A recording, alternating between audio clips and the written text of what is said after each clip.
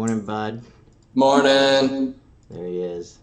Yeah, so this week definitely gonna be the last week that we actually do the YouTube or the Zoom. I think from here it's just gonna be YouTube live. So I gotta test that connection. Crazy morning already. How do we do? I think it's gonna be a wild one for sure. Yeah. Let me get some of this stuff set up off to the side. I was really just concerned about what kind of headlines are we going to get in over the weekend. I didn't really see a whole lot. The basic. For me, I'm expecting, this Omicron thing to kind of just spread everywhere, that it's already everywhere. So we don't have that news yet. I don't know if it's going to actually shock a market. It's not going to shock me, but it very well could shock a market for some reason. I think it's been about a week. Typically, 2 weeks, give or take, would be a good digestion time period for something like this. So now I think we can start putting on the iron condors, things like that. Last week was a little crazy. So the couple headlines really. Goldman Sachs did cut the GDP outlook. I think this is all Omicron related. It's not on the list here, but there's something going on in Russia too. I saw a headline. I don't know if you guys are watching or if it's going to affect the market or not. I think Biden's talking to Putin tomorrow about Russia kind of loading up troops on the Ukrainian border.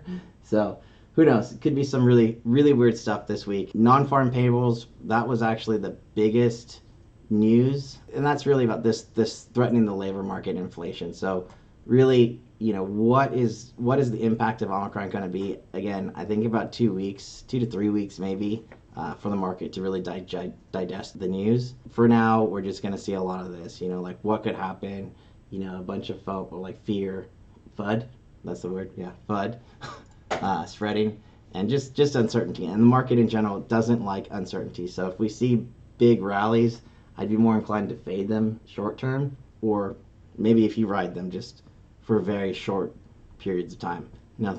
Really nothing crazy. So we'll have an FOMC meeting coming up. That's going to be a big one for sure. And this is the non-farm payroll. So employment rate, that actually came in at 210,000, which was way off. And remember, that number typically sets the tone for the month. This is December, sometimes, most of the time, a very bullish month, but we shall see. Santa Claus rally is still a possibility, but definitely not something I'm expecting. It'll be a nice surprise if we get it. So be ready, but at the same time, I'm not expecting anything crazy. So what was weird though about the non-farm payrolls was that jobs were way lower, but the employment rate, not nearly as much. So I was expecting to see some kind of revision. I think a lot of people were, and there is no revision that I can tell so far. So who knows? Very, very tough to say. There was actually a bigger drop in the public labor participation rate, but that really just government going on vacation. We got a lot of tapering stuff going on, a lot of bond purchasing, and I think budget hearings. So we might have a little fiasco at some point where people are worried: are we going to pass enough regulation to get money, out there, and is the government going to shut down? That's probably a likely story at some point this month. There were a couple pieces of the non-farm payroll. So what did do well were manufacturing services, transportation, and warehousing, believe it or not. So that if we're going to be looking into where can we put our money, those might be some of the places that we should really look. Leisure, hospitality, and retail, those jobs went down. So probably not a good place. Really, seasonally, this is typically where retail does a lot of seasonal hiring, but they're just not right now. So, while Macy's might look like a good trade, or Best Buy, I can't see it just yet. We still need to have a little bit of time for this to digest. Other than that, I think I read something about micro futures launching today for crypto. Did you read anything about that, Steven? No, I didn't see I that. actually think that's a thing. I That would can be look awesome. it up later. Crypto futures on CME. Yeah, I actually. Yeah, micro Bitcoin futures live. Check that out. So, and I think it's Ethereum too. Now trading micro Ethereum. So I might check this out this week.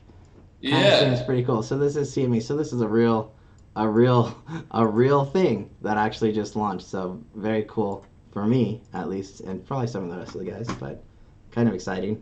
Finally, see some actual, you know, trade volume happening. So this week we have Nike. Last week we for the Dow 30 we did have CRM that did beat, but again, you know, it was the old beat and skeet. So we have Nike coming up, and that's going to be one of the last. I think we have one more after that, and that's it for the Dow 30. Yeah, earnings season, we're basically over. Probably one of the most volatile seasons that I can remember.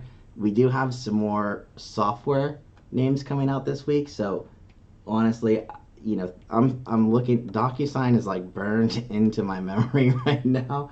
I don't know if you guys noticed like the impact that had on the larger software sector, but it was pretty widespread. We might be looking at some actually long straddles with some of the names that we have coming out. They tend to be pretty volatile, and I don't see that type of volatility really coming down for the rest of the reports that we have to come. So just keep an eye. If you guys have trades that you want to put on too, you can take a look at them, shoot them by us, and we might help with some analysis. But definitely keep it on the radar. So today we don't have a whole lot of news. I'm trying to get this format a little bit cleaner. So any feedback you guys have. But so these are times all in Pacific Standard Time. So apologies if you're not on the West Coast. There's a couple things that are happening this week, and that's the bill auction. Yeah, so Monday we don't have a whole lot. Tuesday I think is going to be flat, and I'm just coloring the days of the week, just my 2 cents right now. Who knows what the week is actually going to turn out to be. Tomorrow we do have a little bit of economic news coming out. This is probably job openings in the 10-year note. This is really all the bond auctions this week are what a lot of people are going to be watching. Just an example, Bitcoin sold off this weekend, and there was somebody on the news this morning talking about illiquidity in a liquid market potentially happening in the bond market, and that's what we saw in crypto this weekend with that epic pullback. But if we have that kind of situation happen in the bond market, that could have some pretty big waves across equities also. Thursday, not much. I think Friday is going to be our biggest day, so potentially some selling Wednesday, Thursday because of Friday coming in. So Friday is core CPI, so that is the main inflation number for consumers. So consumer inflation, really, that's what it is. And also consumer sentiment. Both of these two headlines, they do move markets quite a bit.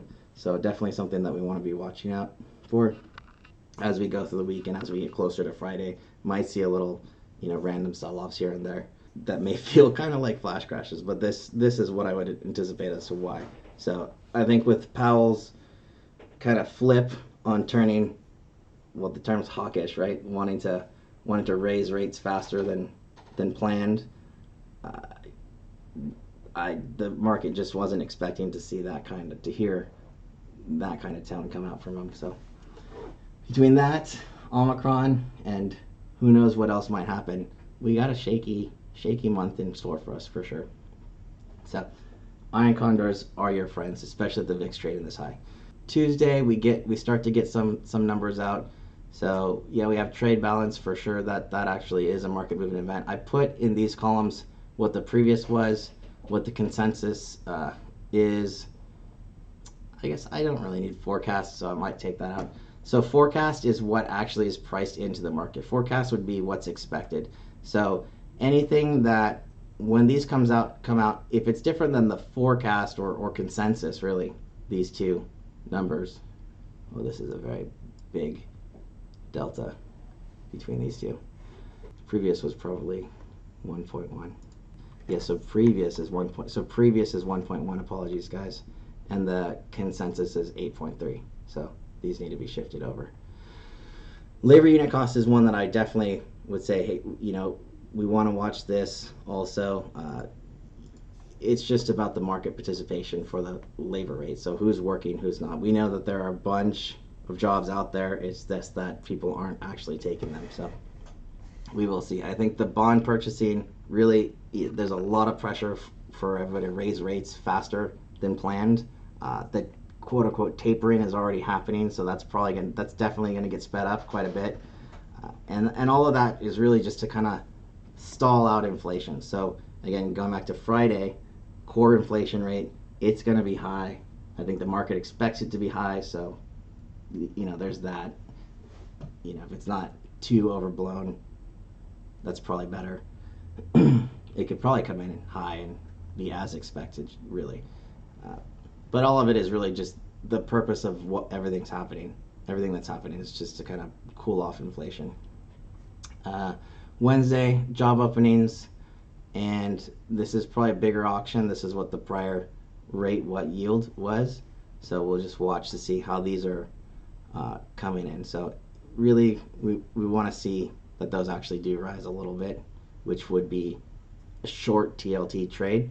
And right now we are seeing TLT kind of fade a little bit.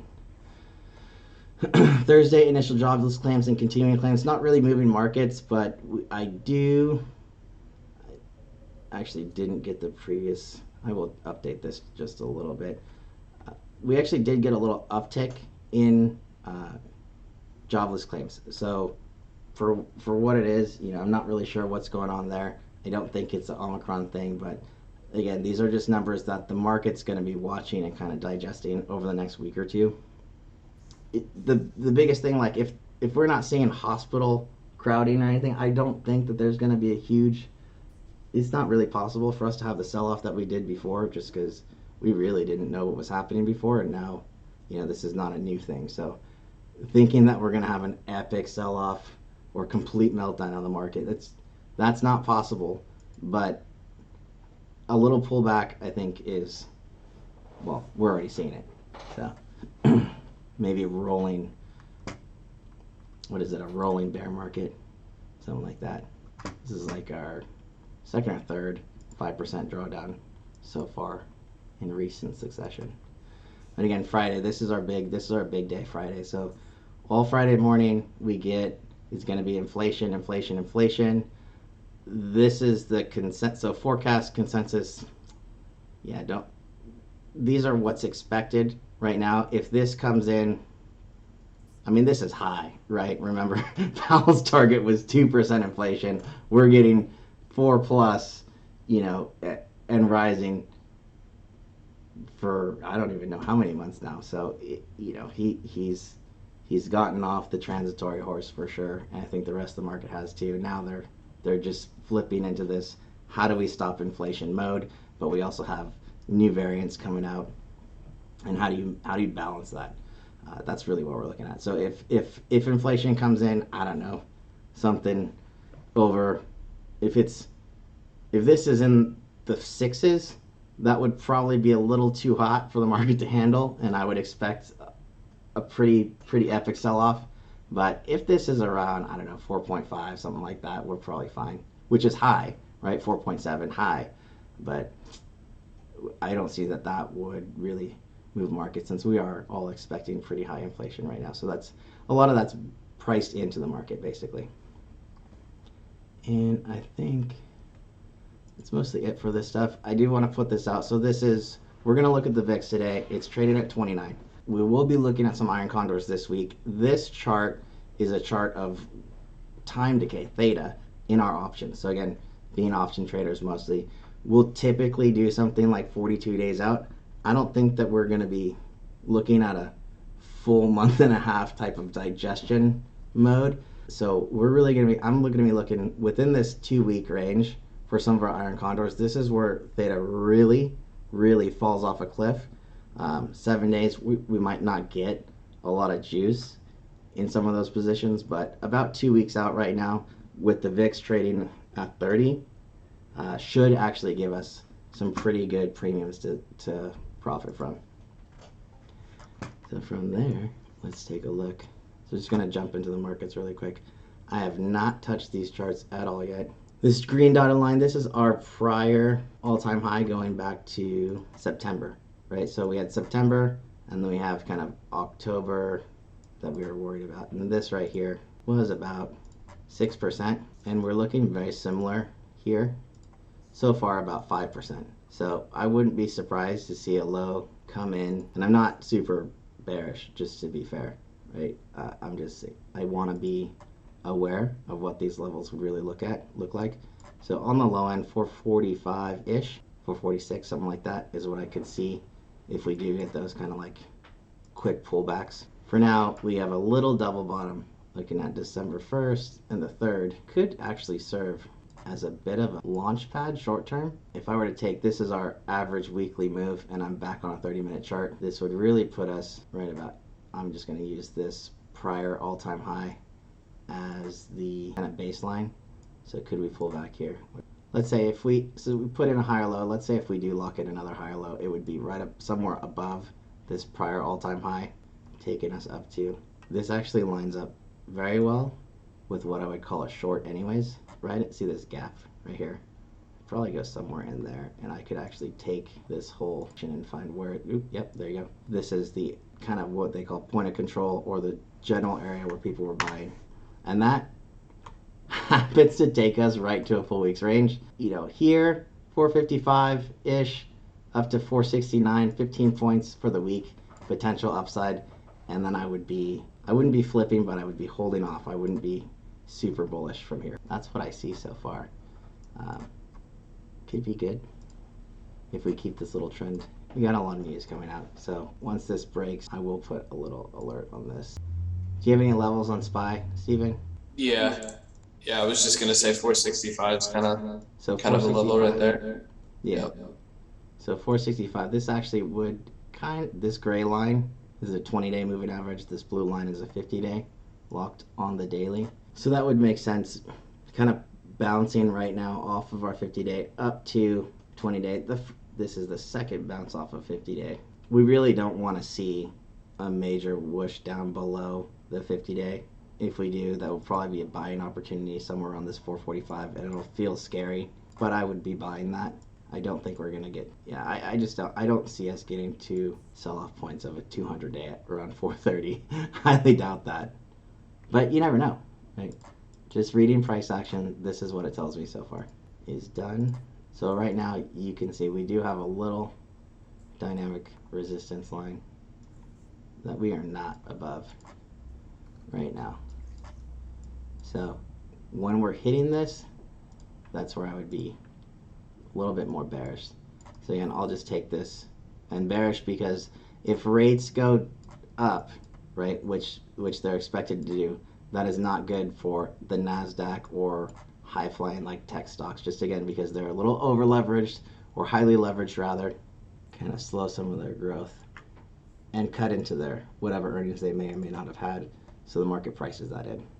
If we do get a break above this downtrend line, I would really see a little bit of a fake out. So I'm gonna put this in at 388 for the upside, potential downside 370. This would be one I might be interested in, some kind of iron condor here. So a fake out break of this downtrend would look something like this, which would actually be more of a short, and then straight back into trend. as odd as this sounds, that's what I see here, right? And what we typically see in this type of pattern. After the big whoosh down, you could probably buy for a little scalp, but you can't really hold too long when you're approaching this kind of dynamic resistance, really. And we'll go into some other charts. We see that a lot, quite a bit. So yeah, I expect this 382 to act as some kind of support. This is that prior support or resistance level here. We haven't really gotten to test it yet, so this is the first test. It's the first test, so it's not that strong. And there were a lot more buyers down here. I don't know how much buying there was going on all the way up here. Ew. And I'm just now noticing a little toppy head and shoulders. Little head and shoulders up there. Yeah, situation that I actually didn't notice before, but I do now. So if this were to actually play out, looks like we're closer to the bottom anyways. This would be your neckline right at this support right here, and that would take us, yeah, right here. which is exactly what I'd be looking at. And then support on a pullback like this, real support, yeah, real support would probably be, let me drill in here. We got some gappy here, major hammer right there, and a lot of buyers kind of stepping in here and here. So somewhere in that level is where I would expect, right where this little push is. If we do get down here, then I would be a buyer, no doubt. It's pretty far away, at least it looks far away on the chart. It's not that far away. What would that be? So right now we are at a, call it 6% correction on the Qs. That's too much. That's not going to be, not going to double that. That would be a 10% correction, which is right in line with a pretty nice healthy correction in general. It's going to feel a lot worse than that though, if it happens. So just keep an eye. We're right on the support level. If it breaks below that, we could see something like this happen. But I'm going to set an alert. Draw this line on your chart. Set an alert. When we approach it, that's when you kind of want to start looking. See what is about to happen.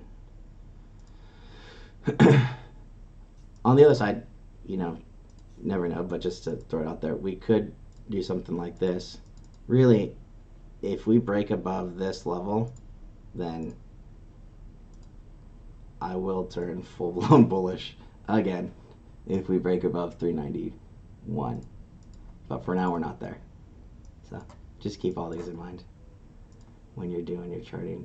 Dow, on the other hand, actually looks the best short term, just because it's already well below its 50-day. I don't know why. And we've already bounced off of its 200. So this is a bigger pullback of all of them, probably the most oversold. Yeah, almost 7%. And we're bouncing back up. And unlike the rest, we have, if that was a head and shoulders, this would be the inverse head and shoulders, which we're kind of hitting right now. I would expect us to hit this prior all-time high right here. Maybe even a little higher. Potentially fill this epic gap before failing. Right? So, yeah, I'd say downside 350. We have to hold that level to stay bullish. Absolutely have to hold 350. Cannot be below that at any point this week. Otherwise, this changes everything. And for now, upside would be 359 for the week, as I see it at the moment. IWM, so we had, just moving along, epic fake out, and we are right back into this big old trending channel. So of all of them, this might be one, since we're at the bottom, closer to the bottom of this channel, this might be one. I actually think throwing in some of our old iron condors just with a little extra time on them might not be a bad idea for this guy. So we'll see. You also have the possibility of just going long around 210 up to 235, since we are right back in this channel. 210 is going to be your major support for this. But this is a very good tradable range, generally speaking. Just, we have some weird news that the market's digesting at the moment, so never really know what's going to happen. We'll take this as we should have our kind of dynamic resistance that we're really pushing up against right now. So looks like we're in for another downdraft, but we'll see. Oh yeah, you can take this one all the way up. Actually, I'm going to use that parallel channel tool really quick. Yeah, close to the top of that range. Pulling back to the center here. If we bounce up, that would be right where I'd probably throw on a slightly directional condor. but I could see this going either way. So right in the middle here of this channel. Upside would be 223.5 for the week. Downside 215. Take a look real quick at the VIX. So we got another push on the VIX. I was looking for consolidation somewhere in here. We are not getting that, but this makes sense. So this was the prior push up. So now I would expect, I think that this is pretty reasonable. The kind of choppy zone actually to be in between 228 and 225, something like that. Between 230. Where's 230? Let's go between 230 or 30. Sorry, between 30 and 25 for a chop zone on the VIX, just like this. So push up, push back down, and maybe we kind of consolidate here for the next couple weeks before falling back down, which would be right under 25. Actually, under 20 would be ideal trend trading for us. So we don't have that yet. We're pretty far off for now. I think kind of sideways type trades is where we want to be. TLT, this is going to be long bonds. Might be a little extended here. The rates are fairly low, so short-term rates being high, I think longer-term rates can go higher, and they'll likely try to kind of close that gap or the spread, which would push TLT down just a little bit. Potentially a short-term trade. Somewhere back down to 150. It's only a few bucks, but enough to profit actually for an options trade. Potential thing to look at. On to my favorite. So last week we looked at this and we were saying not a bull. We had this, the Bart Simpson typical crypto pattern. So whenever you see this, now you know. If you didn't know, now you do. This pattern, I think it was here when I'm looking at this, is our kiss of death, right? So we don't want to see this type of situation happen right here. But unfortunately, that's what I'm seeing. If we break out above this, you know what? I don't have this. Actually, here. If you take this kind of zone and you look at something like this, would be, what did they call it? The bullish Bart. It's a thing. I think, can I take this? No, I can't. That doesn't work that way. Forgot what that tool was. There's a tool where I can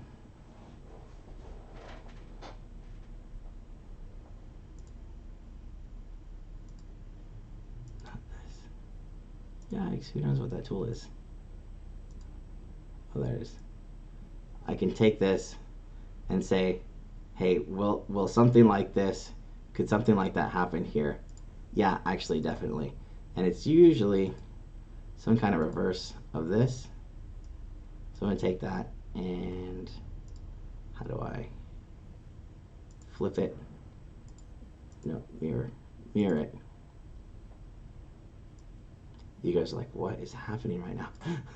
This is actually very, very possible. Very possible also. But again, until you get a break above this level, 48 and change, you can't really expect that to happen. So mark this, right? If this were to happen, it would absolutely be on a break of 49,000, something like that. 49 and change. If you get above this high, 49,727, you'll probably get a little blip, and I mean little, just like this is telling you.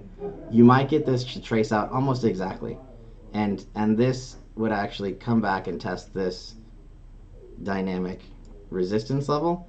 And at this point, if this holds from here, that's when I could say, okay, we could easily be right back into that, 70, 80,000 Bitcoin level. What I can tell you long term, and I mean long term, this is just higher lows and higher highs over the years. So, if you're bullish in crypto from a long term perspective, yeah, you actually, this is actually good, even though it doesn't really feel good. So, just a heads up, that's what we're looking at. Hopefully this holds. You can see this same kind of chart across a lot of markets. Feels bad. But what I told you last week was I'm not a bull on Bitcoin, so to speak, right? We do the Ethereum to Bitcoin chart as our kind of guide to alt season. And what I can tell you is that while it feels like some of our altcoins are pulling back really hard, and they are, there's no question. When we see these recover, so Ethereum might pull back on the whoosh down further than Bitcoin, or one of your altcoins might pull back on the whoosh down further than Bitcoin. But what you'll see is that they recover significantly faster, and those are the opportunities that we want to use to our advantage. So buying things now, and I mean in very little nibbles, maybe 5% allocations at a time, as you get those kind of epic pullbacks, when everything feels horrible, that's when you nibble. And if you can look at this chart, this right now, this is just breaking out.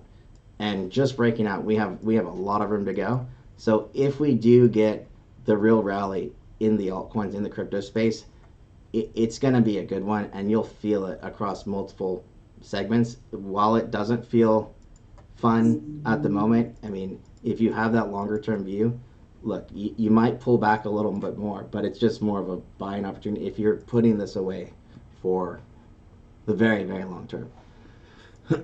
I say very long term, meaning like a year to the point where you're not watching it every day. You can't do that. So don't put your rent money there. Don't put your money that you're paying bills with or anything that you're gonna miss. Don't put that there. No short term money. This is all very much long term money, and little nibbles at a time. Nothing major, but you should know that this chart is extremely bullish on the alt season signal. So this is very good. This is very, very good and healthy. So, cool. All right, I'm going to jump in really quick to some of the smaller sectors. Let's see, where are my other? Unless I don't have them. Where are they? Sorry, guys. Yeah, I'm just going to make it here. What I did want to show you, so I'm going to go into the smaller, like into the micro sectors, or I don't know, more micro view. So semis were bullish. These guys have pulled back quite a bit, right? Software was bullish, has pulled back quite a bit. IGV actually sitting on its 50 or 200 day. That's a little concerning. So I can't be super bullish here just yet. And if you do, again, these are smaller trades, maybe from here up to 420. Some of the things that are actually looking good. We had oil fell off a cliff last week, by the way. And I think, we talked about Biden kind of tapping into some of the reserves. That might have saved that sector, or at least oil, from falling off. This is OIH, or the oil services. So of all of some of the ones that have room to run right now, I think that oil is kind of bottoming. We'll see. We do have a lot of oil news coming up, but let's just take a quick look. This is not the chart I wanted. Oil futures. Here we go. So sitting around $70 a barrel. Actually not horrible, right? And right on it's 200 days. So support right here is pretty strong across this. I mean, I'll tell you, I live in California and I still have a hard time finding gas under $5 a gallon. So it doesn't feel like oil prices are going down to me, but maybe some of you guys that are in the Midwest. I was listening to one of the guys I listened to in the morning was talking about $2.30 a gallon gas. And I'm like, yeah, right, dude, I wish. So you guys tell me if you see oil prices going down. I'm never going to see it, unfortunately. But this is a pretty good support level to potentially bounce pretty long. So that would be bullish both for OIH, which is the oil services sector. So this is your Schlumberger, Halliburton, that kind of stuff. And also potentially energy. I think nat gas actually fell off a cliff recently as well. So that might be, what's the nat gas? UNG? Yeah, this is This is a huge drawdown on natural gas. So winter coming, heating prices on the rise. This could be a potential bounce type trade. I don't know if it has actually it does look fairly decent. So the natural gas position that I still have for me is just a company called Tellurian. You could do EQT also is a good one.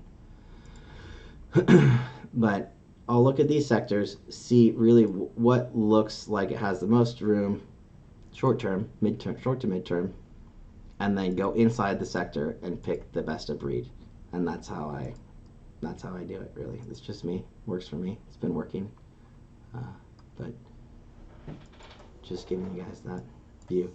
The other one here, so as we're selling off, this is consumer staples, so like Coke, Pepsi, that kind of thing, Procter & Gamble.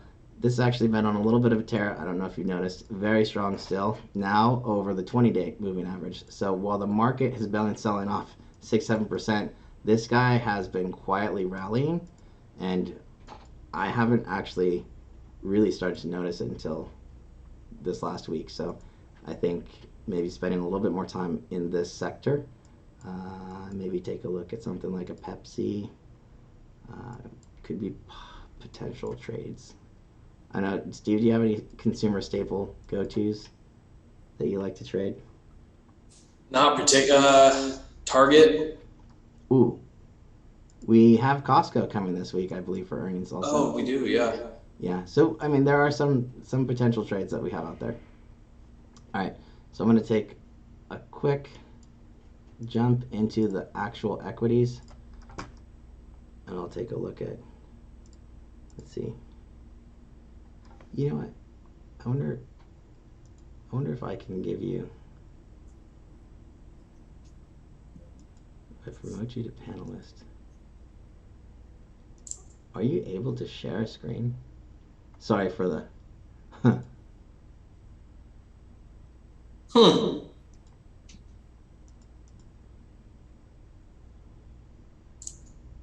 don't know.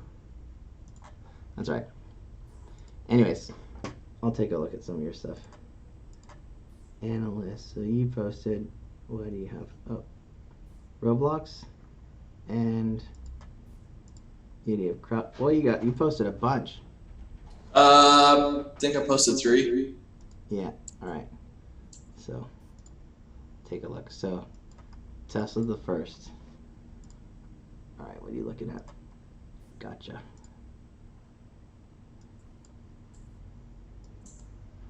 Getting some of this stuff off. Kind of clean it up. All right. So we are looking at.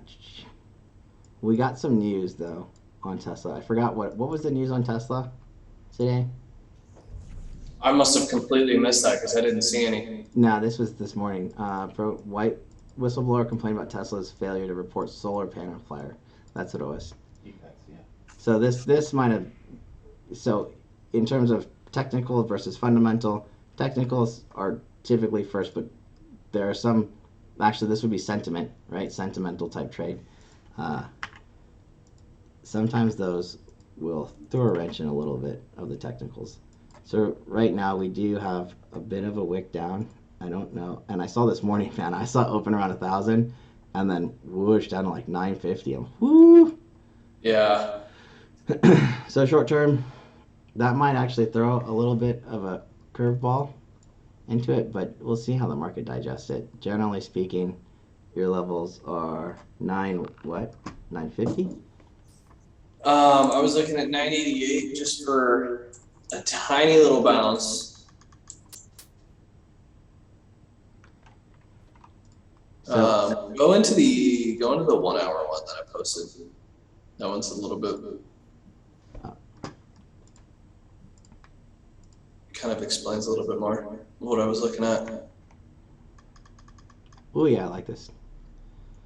All right, so, and again, if you're trying to learn how to trade and you're wondering why these headlines kind of cause these things, these will all add up. So what I can say, and what Stephen's pointing out, is what we've been pointing out on most of these trades, is that we'll have some kind of kind of dynamic resistance or just a downtrend. Really, that's what it is.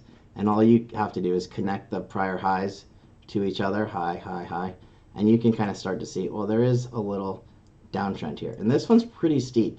So remember, the steeper the angle of the trend, the weaker it really is.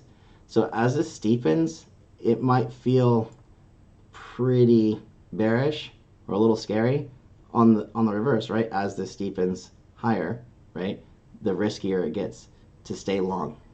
So as it steepens lower, the riskier it gets to stay short, and the more likely some kind of turnaround might be. So while we saw, and I'll just do a little bit more, I think here going, these guys. Does that look about right? Mm-hmm. We might see, we didn't get a whole lot of reversion. You might see a little reversion here and then rejection. So the next rejection on some kind of downtrend. So really, you might feel bullish, pull it back, then go long after it pulls back after a little break. Yeah, that's kind of exactly what I was trying to say, is because that first little bounce is going to make people feel a little bit safer to go long, but it's just going to end up catching a lot of people on the wrong side of the trade. Yeah, so very much like this, and I'll just use this replay tool. So if you had this downtrend here on Tesla, as an example, right, you might have had this type of, line saying, oh, look, this is dynamic resistance, and I have a little support level here. This looks, honestly, it looks good for a short-term trade. What does short-term look like? And this is what it looks like. Short-term is literally, well, this is going so fast. Let me go back here. Short-term is short-term, right? So it's just this little, now we're going too slow. So you get a little push down. Okay, never mind. So right here, you start to see a little break, and you might have thought, okay, that's something that's potentially tradable. And right here, that's your short term. This is like a day trade, right? Like type scalp. So you've broken up and you're coming up. So now at this point, as long as it's, you would have to have a stop loss here, but you're taking profit somewhere up in here. And this is what those types of trades look like. And I think we put this on a couple. I think it was like up to 1175, something like that. I'm literally just doing this live. So right here, you would have had to been stopped out, but you really just, that's all it was right here.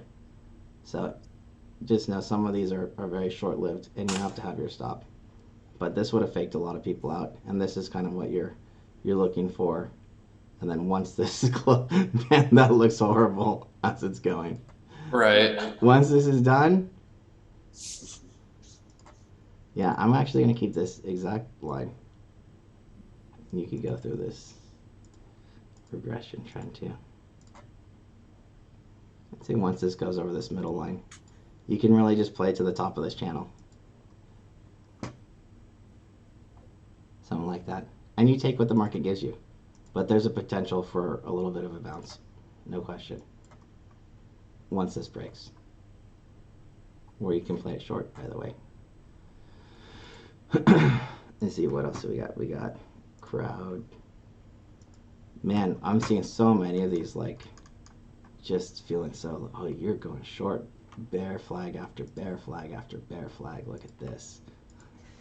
All right. Crowd strike. I think this has already played out, man. It really did. It had that big push down this morning, and then it kind of just it's been chopping around that between, what is this, like 192 and yeah, 185. Which you're talking about. This is 170, right? Yeah. Still not a ton of meat left, but definitely something. Right, and that's another thing I was going to get into is the beginning of the trend, when it starts to develop, is when you're going to have the highest probability of success. Once it reaches down to this area, it becomes less and less high probability, just because it's, for the most part, it's already played out. Yeah. And unfortunately, even if you get good setups like this, like right now it's breaking down again. Yep. But there's no volume on the option chain. So no matter how good it looks, I mean, to me, you can't really trade this right now because there's no volume. The spreads are huge. So it might play out, but Yeah, I mean, you're looking I at see some. Yeah, exactly. So like, you'd be looking something like if your target's 170, your target you might actually be looking at a $180 put. And what he's talking about here is that there's 400 volume right now, and the spread so to buy it would be $340. But the best sale price that you could get based on the chain is about 290, give or take. So it's that's like a 20% haircut out of the gate. So you got to be really careful or conscious of those type of things, um, and wait for the volume to show up on the actual option chain. But in general, if you see this, right, and I think if you take something away from the charts that we all post in that kind of section, is just learn to see these trends and how to create them for yourself, right? The idea really isn't, my idea isn't to have you like blindly take trades, but really just how is he seeing these certain things, ask about them. We'll try and type, actually Steven does a great job kind of explaining the trades in general. So that you guys can kind of develop this stuff on your own. So what you should be taking from this is that, hey, look, there is this resistance line. So if this kind of whooshes down and maybe it comes back and it starts to test this, if you see this little breakout and fail, right, this would be where you want to kind of short that. And this would be an open potential trade to short. So at this point, which might not be today, it might be Thursday, it might be Wednesday, it might be next week, you don't know. If you were to play this out, what does that look like? So this little level, where did we open this morning? If you happen to get back to where we opened this morning, see how that lines up, you might want to go ahead, throw a line on your chart, throw a little alert on there. If we get back to testing this level, which is the low of yesterday, as well as where we opened, as well as where we opened this morning, and you start to see it rejecting at this point, you might be okay to short it, right? You gotta wait for the move to happen, so I guess without that alert. Otherwise, it might even be something like this. But just know, hey, you got this trend, I know how to draw it, and I know what could potentially happen from the technical perspective. Space. So to me, I threw this out there this morning. This is like investing type style here. I threw out sell to open, STO means sell to open, January $16 puts. So the idea behind that type of trade is I'm looking at this and I'm saying, okay, look, this thing absolutely sold off, no question, right? And there was some dilution as well, admitted, like we know that. What you can say is that, look, this is a technical bottom right here, and the likelihood of its bouncing is fairly high, but I don't want to take a immediately bullish trade on something like this. So what I'm saying in the analyst watch list is actually if you sold a January $16 put, and again, 16 is up here, right? It doesn't mean that you're going to get allocated the stock for sure, but it gives you the option to buy the stock at $16. Now for that agreement, you would collect $3 per share discount, which would put your net cost at $13 per share, which it hasn't hit yet. So, that's a trade that would have a downside only if Virgin Galactic trades below 13. Now, what I didn't say in the watch list is that if you do that as a longer term investment type swing, like, hey, I'm happy to buy this at $13 a share if we get there, and I can do it at a way that gives me some time to let it kind of play out and see how it goes, that's how you could do it. But it also leaves the option to hedge this available by buying shorter term puts in front of your shorts January put. So if we've sold a January put and we know that our downside is below 13, if for whatever reason I still want to keep that bet, but I want to have a little hedge at the same time, what you can actually do is buy like a weekly put as it's hitting this kind of short-term resistance, just in case right? You do happen to get that whoosh down, and then there would be no, there's actually no loss potential on that trade. So that's a reverse calendar, very different. Haven't ever really talked about those before, but they're pretty good investment type trades.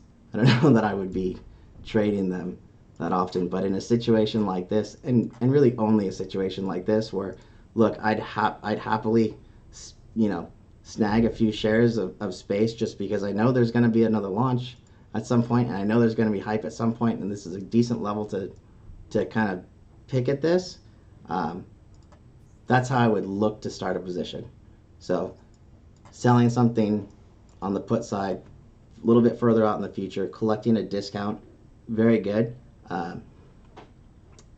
but also giving me the ability to hedge short term on the downside. Hopefully that makes sense. I did see so.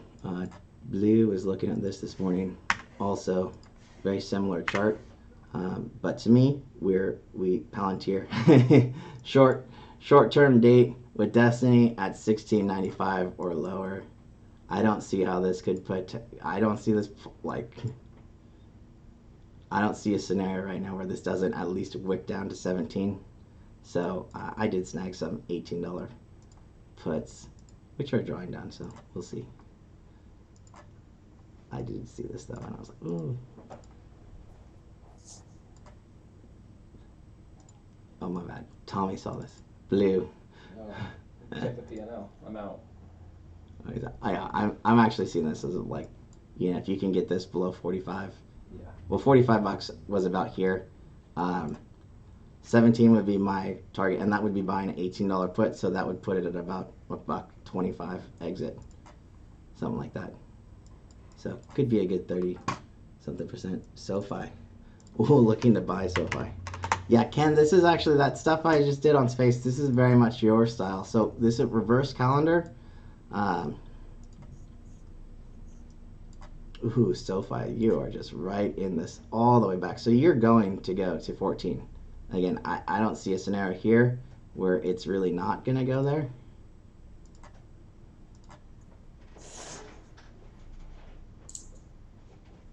I mean, it's basically there. Did we tap that already this morning? So you're close to the low. Couple cents. Ooh, you're on it. You're very much on it. So this is exactly the right scenario. Just like Space. So let's take a look. So SoFi, nice catch. And I went January for Space because that was 45 days out. January for SoFi would be about 45 days out. And look at this. You actually do have volume. So when you sell a put that's actually in the money, that's a very bullish bet. And if you look at the option chain on SoFi, there's a lot of volume on the 1750 January put. So if you were to sell that January 1750 put, you're making an agreement to buy the shares at 1750 per share. But for your agreement, you're going to collect $3 discount per share, which puts your cost at 1450, 1440, right? Which is lower than it is right now. Did it get there earlier today? Yes, it did. So let's see. Assume you get another retest. What would this trade for? This would probably trade for about 375. So if you can sell that 1750 put for about 375, that puts your net cost at about 1375, which is on the low end. Down here. There's not a whole lot of meat on that. Interesting. It's decent. And short-term protection, right? You know that your net cost would be about 13, 14 bucks, call it. So if SoFi trades below 14, you would be looking at a potential loss. So what do you do in the meantime to hedge that downside is you can buy long, shorter dated $14 puts. You don't want to do a whole lot of those, and you want to just do them opportunistically. Because again, it just cuts into your potential profits, and you just use those profits really to get ahead. So yeah, I would almost say to do that immediately, and this is more of the same in terms of the chart that we've been seeing. So you might see a little push out here. At that point, that's when I would go ahead. If I saw this breaking down, that's when I would go ahead and buy that put. Or I might just hold off till I can get this lower entry. But I'm in a shorter time frame here. So this puts you right around. See how that works? Almost exactly right there. 16 bucks. So you could have a short-term trade up to 16 for sure. Ideal entry is going to be down around this blue line around 14. But if you want to go ahead and do it earlier, you could go ahead and sell that January put. And if you see this turn down, I would be buying a shorter dated $14 put as a hedge. And that would give you, as long as SoFi trades below, at or below 1750 in January, you would be what's called put the shares or put the stock, and you would have a net cost, a real cost of 13 and change or 14, whatever that was. So that is a good way to buy it at a discount. You might get a better price though, is what I'm looking at right now. As long as, you know, when you do that, it's not going to be an uptrend until it's fully above this. Oops. This kind of like dynamic resistance, right? So throw this on your chart. Just all I'm doing, connecting prior highs to the other prior highs. You can even go a little bit shorter term. Snag that guy. Right? So a lot of our charts look just like this, right? They're getting real close to that, you know, resistance line. And again, just to be fair, reading market structure, this is just a series of lower highs and lower lows after one after another.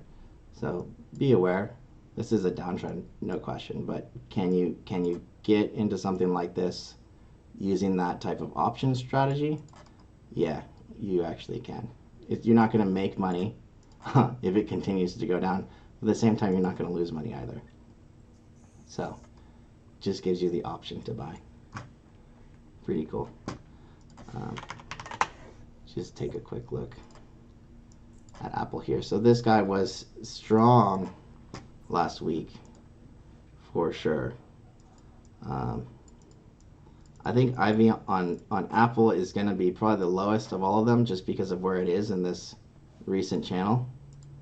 So that to me makes this pretty tradable. I don't know that I want to go full-blown bullish, but right here if we're bouncing,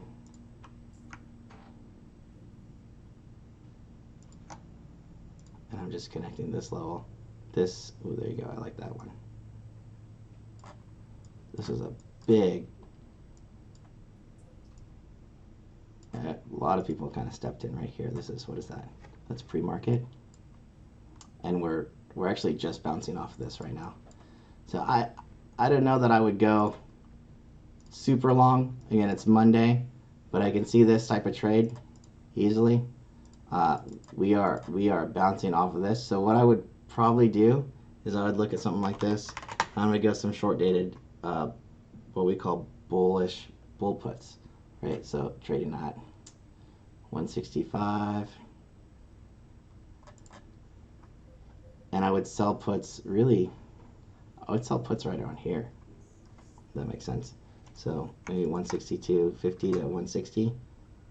Yeah, I can get about 30-something% for that. If we do have a bigger pullback at some point, that would be ideal.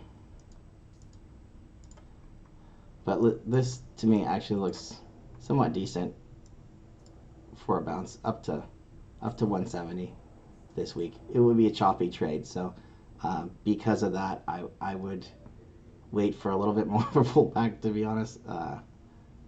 If we can get something around 160, then I would go ahead and open some short puts or short put spreads probably on Apple.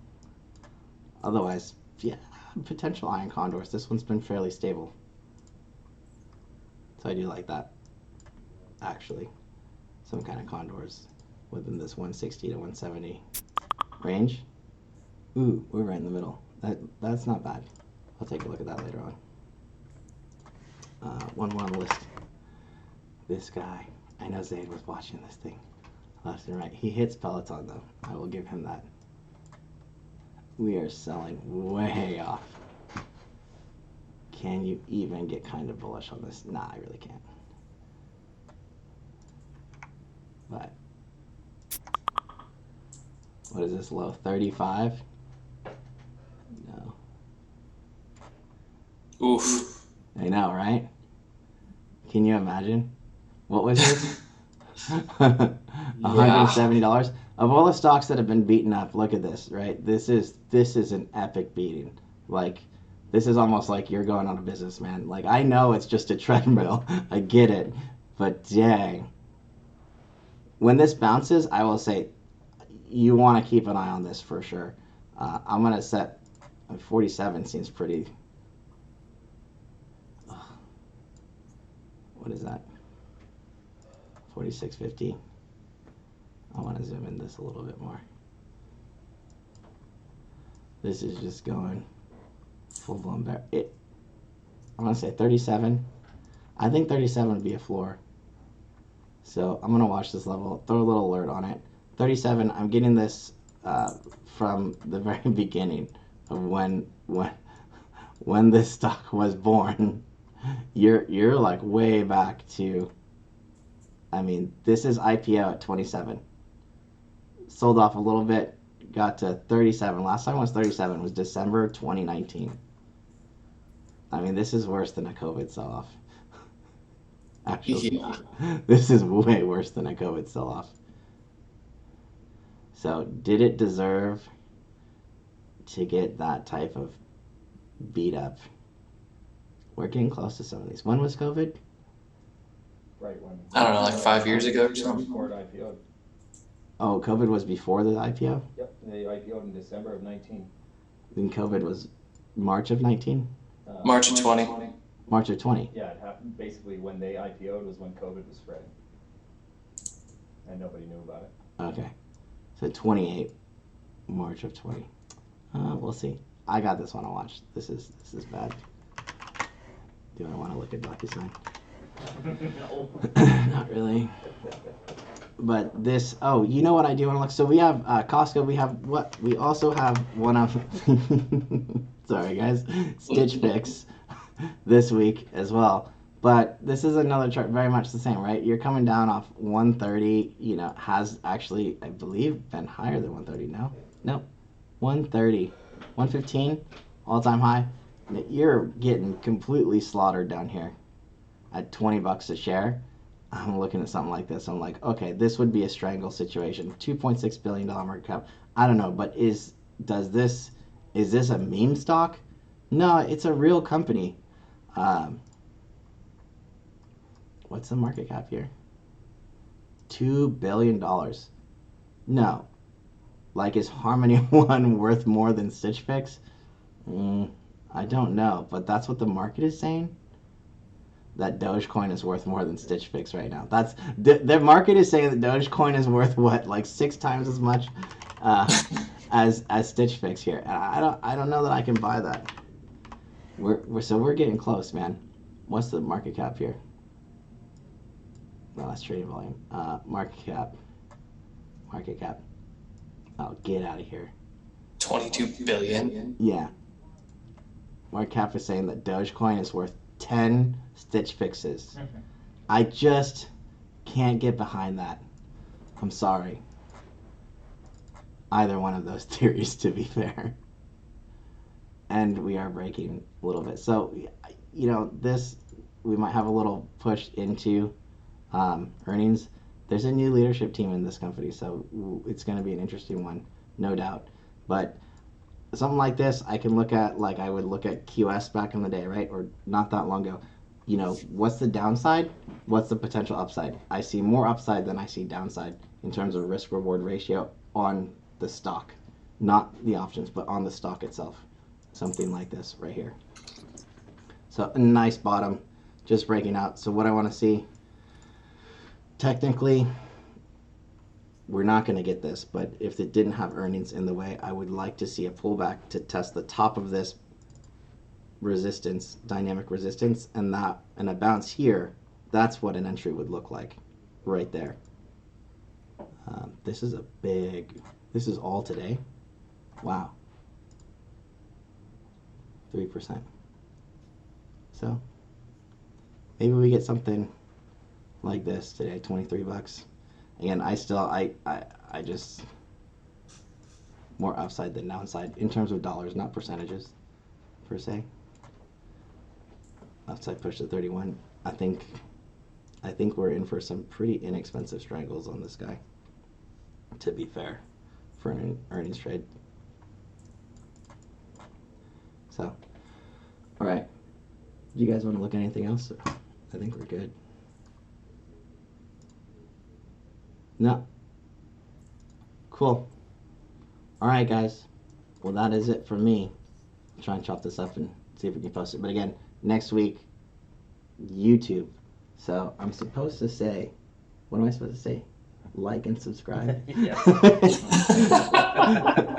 Don't forget to smash that like button. Oh, I'm so not a promotional person. Oh, This is so gonna that's be some tough. ramp stuff and stuff. Oh, jeez. Bear with me. Pray for me. That's all I can It say. really helps our algorithm if you hit that like button. It does help the algorithm. I mean, we have like 20 subscribers. Hey, but if we're gonna do this, right, we gotta make the transitions. Yeah. So, all right, guys. Adios for now, and I will see y'all later.